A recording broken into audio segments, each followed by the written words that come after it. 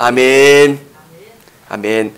오늘 우리에게 주신 하나님의 말씀은 누가복음 14장 15절부터 24절까지의 말씀입니다.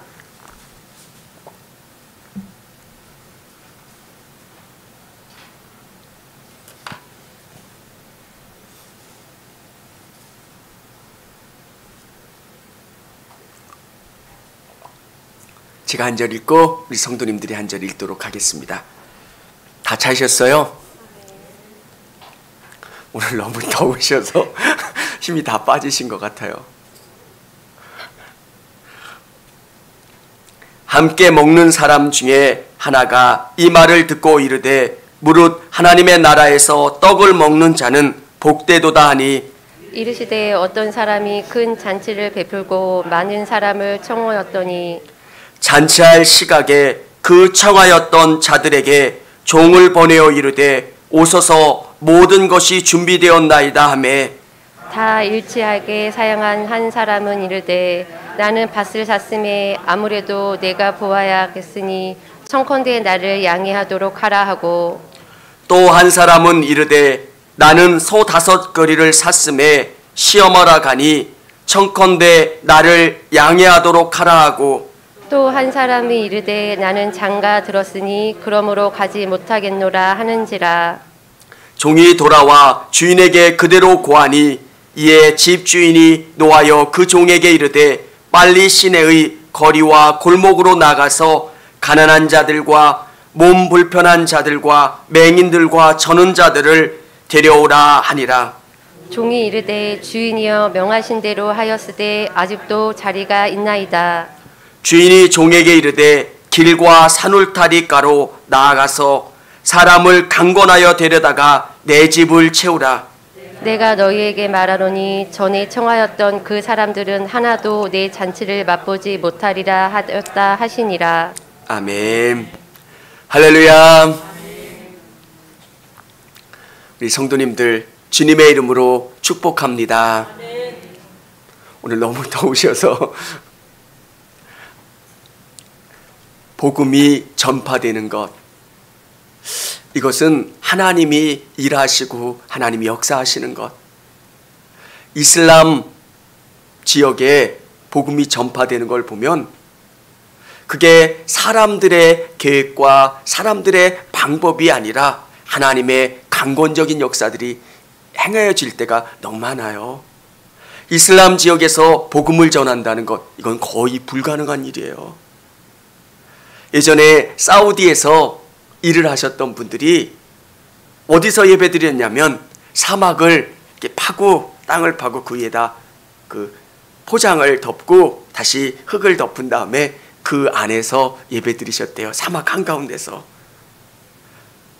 예배드린다고 하는 게 드러나면 사우디에서는 제재가 가해져요. 또 어떻게 복음을 증거할 수 있고 또 이 복음을 듣고 예수님을 믿을 수가 있겠습니까? 뭐 전할 수가 없는데. 근데 놀라운 것은 하나님이 그 나라에 특별한 방법으로 복음을 증거해 주세요. 꿈을 통해서 또 환상을 통해서 또 여러 가지 유학이나 여러 가지 방법을 통해서 복음을 듣고 변화되고 그 나라 가운데 복음이 퍼질 수 있도록 하나님은 행하시고 일하신다는 거예요. 중국이라는 곳에 우리가 많이 교회가 확장되고 또 교인들이 있는 것 같지만 진짜 교회를 복음을 증거하려면 얼마나 어려운지 몰라요. 제가 서울에서 목회할 때 중국 내지 선교를 하시는 분을 한번 봤어요. 10년 동안 목회했는데 10명이 안 넘는 거예요. 그리고 그분은 철저히 자기를 감춰야 돼요. 그렇지 않으면 복음을 증거할 수가 없는 상황이에요. 그런데 이 나라에 복음이 들어갈 수 있습니까? 이런 절망적인 상황 가운데 복음이 퍼지기 시작해요. 여러분, 북한은 또 어떻습니까? 북한 안에 예수 믿는 분들이 있대요.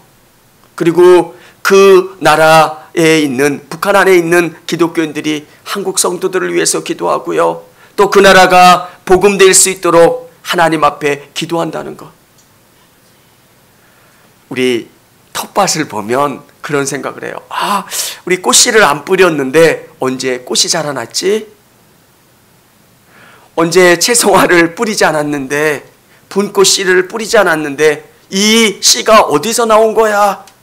이런 생각을 하면서 꽃이 자라나고 꽃이 망울을 진 걸 보면서 신기하다라는 생각을 하게 됩니다. 사랑하는 성도 여러분, 복음은 이와 같아요.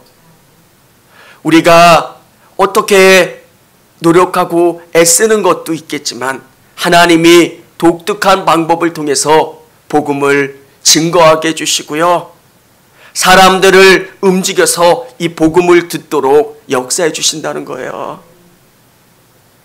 사람을 몰아주세요, 성령께서.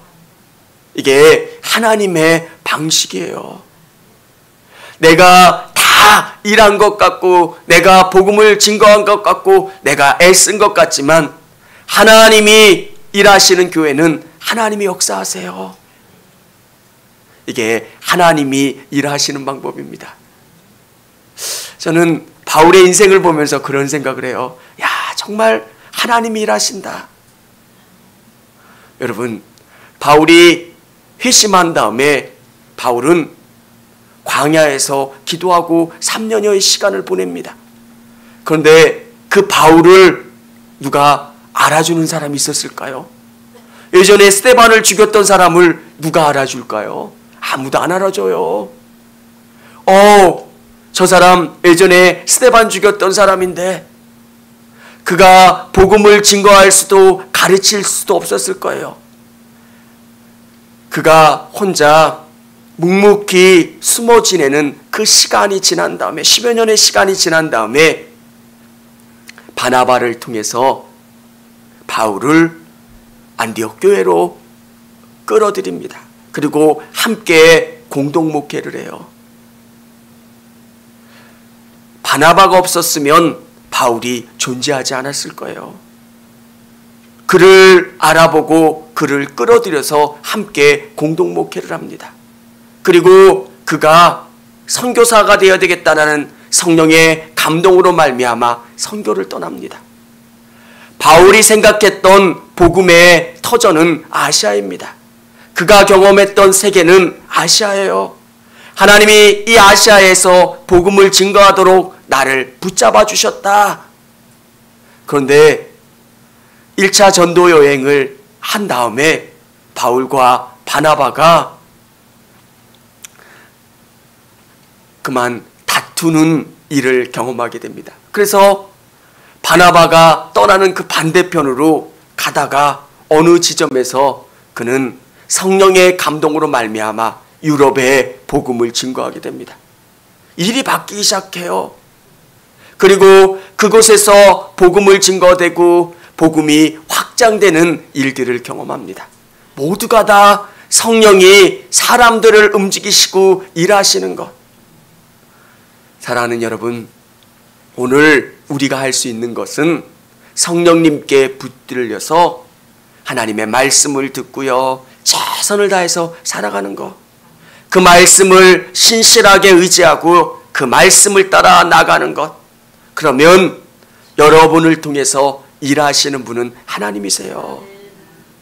여러분이 이 말씀을 믿고 의지하고 여러분의 삶의 현장 가운데 열심히 살아가면, 어떤 어려움과 힘든 일이 있으면 교회 다니신다며요, 저 기도해 주세요. 제가 너무 힘든 일이 있어요. 여러분에게 하나님이 사람을 붙여주세요. 그리고 그분을 위해서 기도하면 그분의 일들이 해결되고 응답되고 치유되는 일들을 경험하게 됩니다.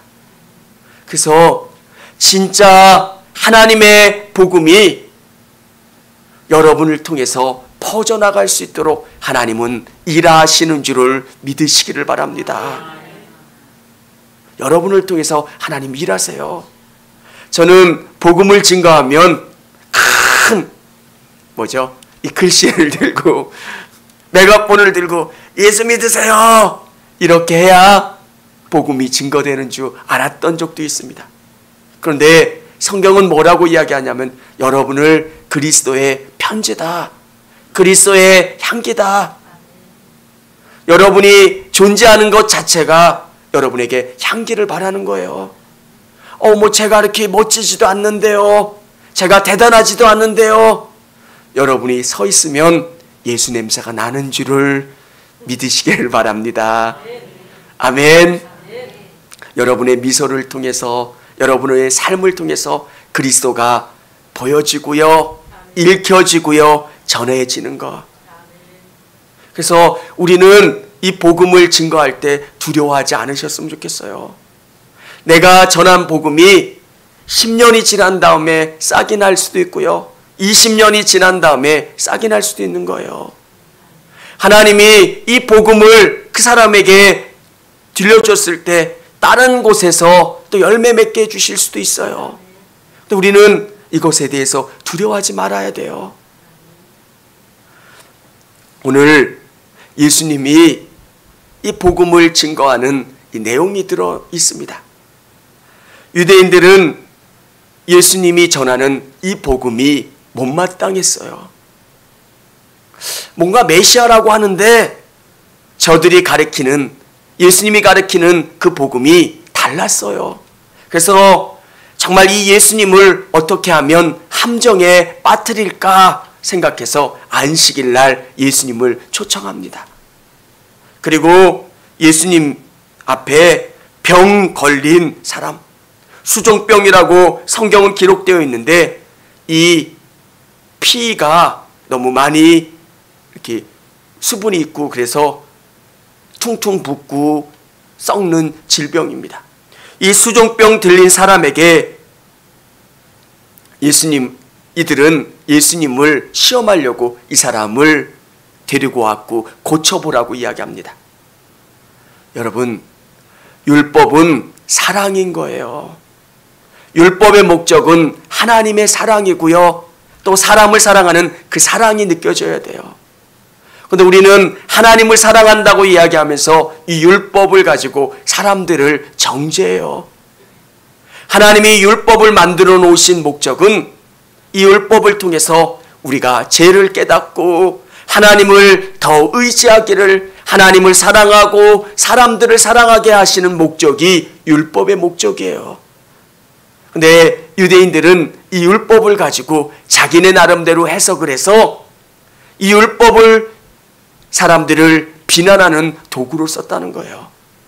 근데 예수님은 이렇게 말씀하세요. 너희 중에 아들이나 소가 우물에 빠졌으면 안식이라도 끌어내지 않겠느냐. 예수님 앞에 이 수중병 든 사람을 갖다 놓고 아주 응급한 자는 치료할 수 있지만 그렇지 않은 병은 치료해서는 안 돼요. 근데 오늘 이 수종병은 응급병은 아닌 거예요. 이 수종병은 치료하면 안 되는 병이에요. 근데 예수님이 말씀하신 게 뭐예요? 너희 중에 아들이나 소가 우물에 빠졌으면 안식이라도 끌어내지 않겠느냐. 율법의 핵심은 사랑인 거예요. 교회 안에 우리가 하나님을 사랑한다고 모인 우리에게 가장 중요한 것은 사랑인 줄을 믿으시기를 바랍니다. 율법 중에 최고가 뭡니까? 그때 예수님은 뭐라고 말씀하셨어요? 하나님 사랑하는 것이고요, 이웃 사랑하는 거예요.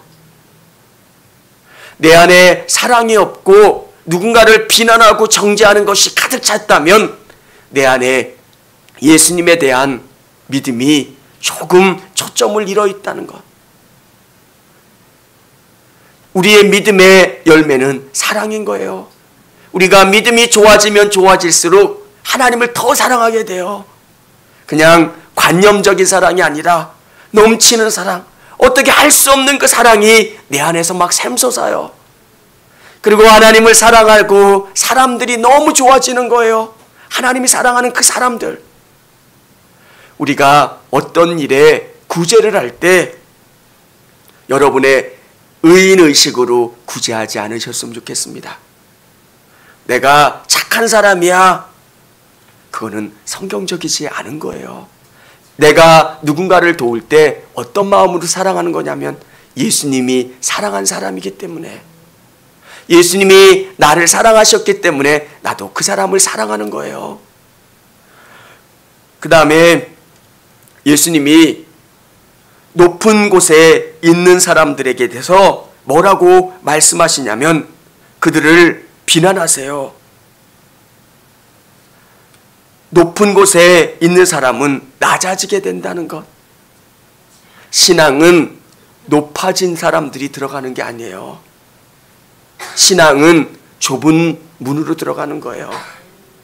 그게 어떤 의미냐면 겸손한 자, 내 힘과 내 능력과 내 방법으로 구원을 얻은 게 아니라 여러분 모두가 내 것으로 구원받는 사람은 아무도 없어요.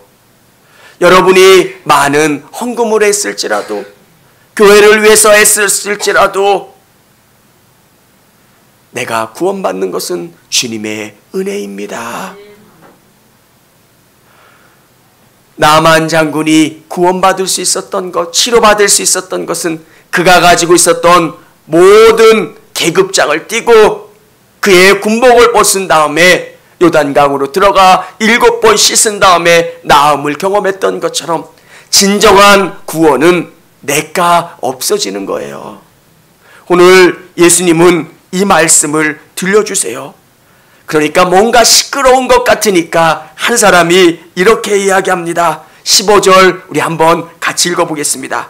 함께 먹는 사람 중에 하나가 이 말을 듣고 이르되 무릇 하나님의 나라에서 떡 먹는 자는 복되도다 하니, 아마 이 말이 나온 이유는 왜 이 밥 먹는 자리가 싸한 거예요.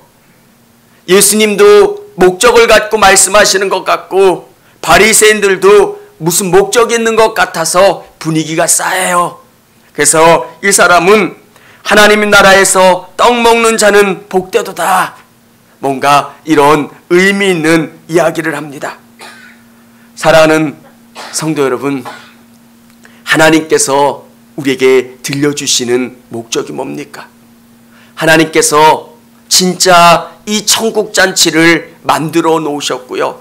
이 천국잔치, 하나님 나라의 잔치에 들어갈 수 있는 사람들은 유대인들만 들어갈 수 있었던 거예요.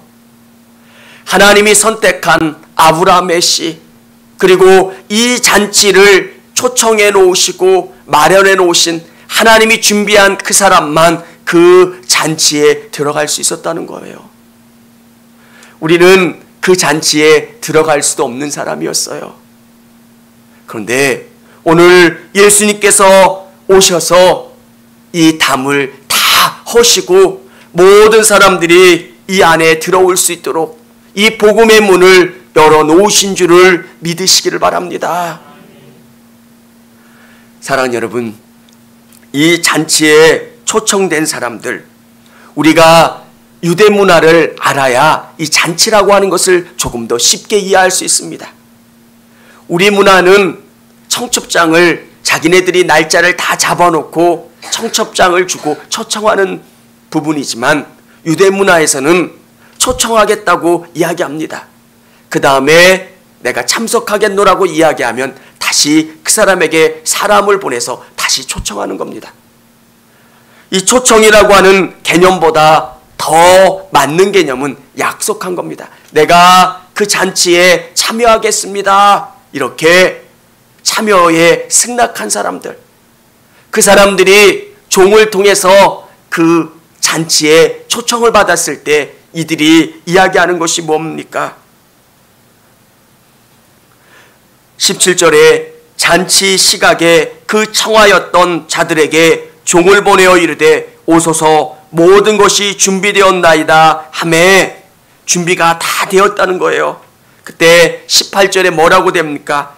다 일치하여 사양하여 한 사람은 이르되 나는 밭을 샀음에 아무래도 나가 보아야 하겠으니 청컨대 나를 양해하도록 하라 하고, 또 한 사람은 이르되 나는 소 5거리를 샀음에 시험하러 가니 청컨대 나를 양해하도록 하라 하고, 또 한 사람은 이르되 나는 장가 들었으니 그러므로 가지 못하겠노라 하는지라.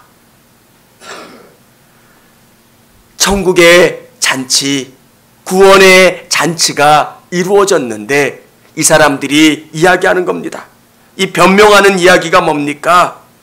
밭을 샀는데 그 밭을 한번 둘러봐야 하겠다는 겁니다.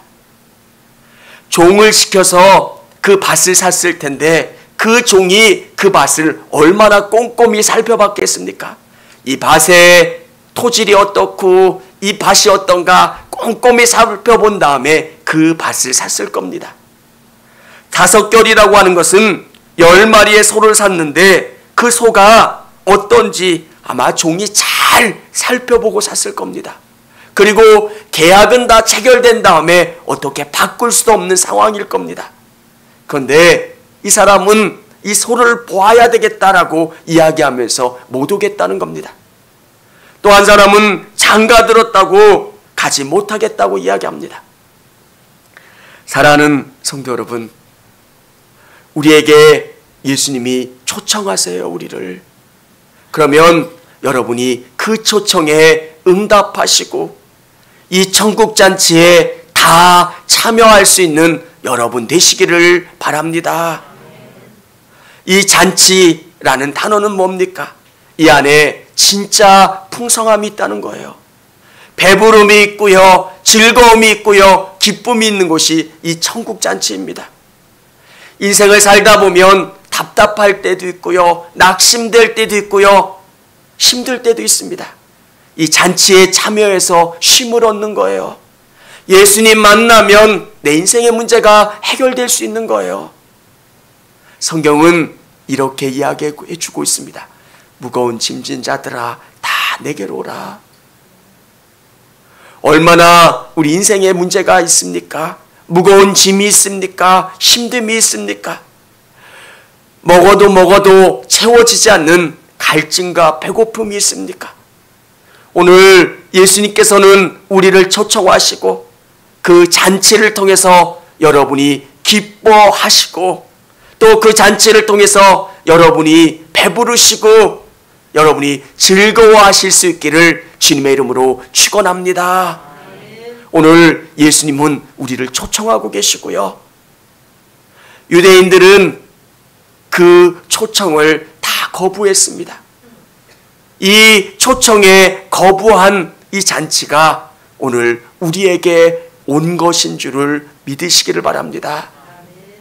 종을 시켜 이 잔치가 있다라고 하는 것을 알려주었듯이 예수님은 세례 요한을 보내서 많은 말씀과 약속을 통해서 예수님이 오실 거라고 하는 것을 우리에게 알려주셨습니다. 메시아가 오실 거고 천국잔치가 일어날 거다. 여러분, 이제 이 구원의 문이 열렸고 이 구원을 참여하는 자, 이 잔치에 참여하는 자들에게는 진짜 복을 경험하실 수 있는 것 믿으실 수 있기를 바랍니다. 우리 21절 우리 같이 한번 읽어보도록 하겠습니다. 시작.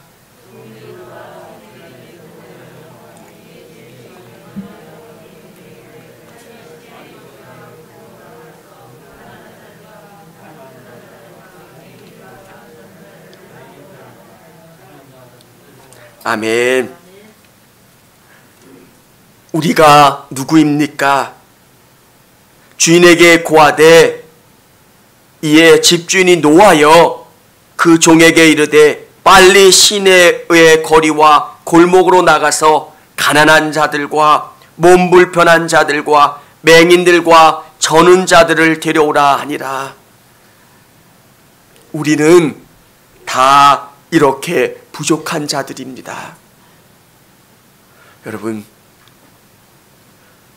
하나님이 보내주신 그 예수 그리스도를 알지 못했고요, 하나님의 구원 역사에 소외되어 있었던 사람들이 우리 아닙니까? 그런데 이 복음을 유대인들이 받아들이지 않으니까 이 복음의 물줄기가 우리에게로 돌려오진 겁니다. 우리는 얼마나 더 감사하고 기쁜 마음으로 이 천국잔치에 참여해야 되겠습니까? 여러분, 우리는 가난한 자입니다. 진짜 무엇으로 채워줘도 채울 수 없는 가난한 심령을 가진 사람들. 여러분의 심령 가운데 예수님이 오셔야 진짜 부요해지고 풍성해지는 것, 세상에 어떤 것으로 채울 수 없는 것, 물질을 채워도 배고프고요, 어떤 것을 채워도 만족함이 없는데 오늘 여러분이 예수님에게로 오시면 풍성함을 주신 줄을 믿으시길 바랍니다.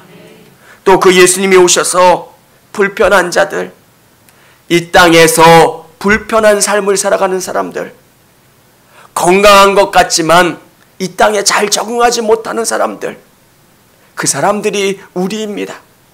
그런데 예수님이 우리에게 오시면 우리가 이 땅 가운데 성령을 통해서 건강하게 잘 적응할 수 있도록 해주십니다.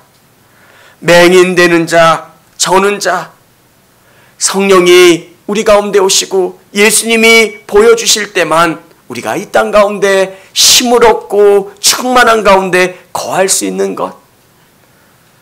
사랑하는 성도 여러분, 저와 우리 성도님들은 예수님이 베풀어 주시는 하나님 나라의 잔치에 참여하는 사람들, 초청받은 사람들, 오늘 이 잔치 가운데 있는 사람인 줄을 믿으시길 바랍니다. 진짜 행복이 어디 있습니까? 예수님을 만난 사람은 세상 것들과 비교할 수 없는 기쁨이 있어요. 큰 것 아니어도 예수님이 계시면 감사하고 기쁘고 행복하고, 하나님이 주시는 참된 행복은 불안한 행복이 아니라 진짜 우리 안에서 오는 참된 기쁨이에요. 사랑하는 성도 여러분, 이 잔치에서 여러분이 예수님과 함께 기뻐하고 예수님이 주시는 기쁨을 충만하게 누리실 수 있는 여러분 되시기를 바랍니다. 이게 천국 잔치를 초청한 예수님이 주시는 복인 거예요. 오늘 이 잔치에 참여하는 우리에게 주시는 은혜가 뭡니까? 이 소식을 전하라는 거예요. 여러분이 기도하시고요, 이 복음을 증거하실 수 있었으면 좋겠습니다. 하나님께 기도하면 하나님은 기회를 열어주세요. 사실 생뚱맞게 누군가에게 예수님을 전한다고 하면 그 사람이 좀 불편해할 수도 있을 거예요. 근데 여러분, 정말 여러분이 기도하시면서 복음을 증거할 수 있게 해달라고 하나님 앞에 기도하면, 또 내 안에 예수님을 가득 채워달라고, 이 잔치에서 기쁨을 누리고 행복함 가운데 나갈 수 있게 해달라고 여러분 기도하시면 하나님이 그 기회를 주실 거예요. 여러분이 너무 행복하면 여러분 안에 있는 기쁨이 흘러넘쳐요. 첫 번째는 여러분 안에 기쁨을 가득 채우는 거예요. 예수님의 기쁨, 예수님의 감사, 예수님의 즐거움이 여러분 안에 가득 차면 이 기쁨이 여러분을 통해 흘러나가고요, 넘치게 될 거예요. 예수님을 증거하고 싶고요, 이 복음을 증거하고 싶으시다면 여러분의 삶에서 예수님과 더 가까워지시고요, 충만해지시고요, 이 잔치의 기쁨을 나누실 수 있기를 원합니다. 사랑하는 여러분, 예수님이 가장 기뻐하시는 게 뭘까? 복음이에요. 청주교회가 바라봐야 되는 것은 복음이에요. 이 기쁨, 이 하나님 나라의 잔치, 천국 잔치에 참여하는 우리가 너무 기쁘고 행복한 것, 이 소식을 전해야 돼요. 내가 예수님 만나니까 너무 행복해요. 예전에는 불편하고 힘들고 답답했는데 예수님이 내 삶에 찾아오셔서 나를 고쳐주시고 치유해주시고 회복시켜주시는 간증들. 사랑하는 여러분, 여러분이 예수님 만난 그 기쁨으로 주위에 있는 분들에게 이 기쁨을 나눠주셨으면 좋겠고요, 여러분이 기뻐지는 그 모습을 통해서 주위에 있는 분들이 나도 예수 믿고 싶다. 여러분이 정말 기쁨이 충만하고 행복하고 복된 것을 경험하면 주위에 있는 분들이 여러분을 통해서 예수님을 경험하시고 또 이 천국잔치에 초청될 줄을 믿으시기를 바랍니다. 저는 그런 생각을 해요. 하나님이 청주교회를 쓰시게 하는 방법이 뭘까? 제가 더 믿음이 좋아지는 거예요. 제가 믿음이 좋아지는 거고요. 제가 예수님을 더 의지하는 거예요. 우리 성도님들이 하나님의 도구가 되는 방법은 여러분이 믿음이 더 좋아지시는 거예요. 살짝 예수님을 붙잡고 있다면 여러분이 삶의 모든 것에 가장 중요한 가치가 예수님이 되는 거고요. 예수님을 꽉 붙잡고 나가는 거예요. 그러면 여러분을 통해서 여러분의 가정이 바뀌고요. 직장이 바뀌고요. 교회가 바뀔 줄을 믿으시길 바랍니다. 하나님은 어두운 시대를 바꿔나갈 때 사람을 먼저 선택하세요. 청주교회를 바꿀 때 한 사람을 사용하실 거예요. 그 한 사람이 오늘 이 자리에 있는 여러분 한 분 한 분이 되시기를 바랍니다. 안 좋은 이야기를 듣는데 나에게 와서 그 안 좋은 소리가 사라지는 거예요. 미움이 있고 다툼이 있고 갈등이 있는 그곳에 내가 들어가면 그게 기쁨으로 바뀌는 거. 여러분의 영혼이 천국잔치가 되고요. 또 여러분의 삶이 천국잔치가 되었으면 좋겠습니다. 예수님이 초청하시는 이 천국잔치가 여러분의 삶이 되고요. 또 여러분이 그 기쁨을 나누고 증거하는 분들, 오늘 기도할 때 이 기쁨을 나눌 수 있게 해달라고 함께 기도하시기를 바랍니다.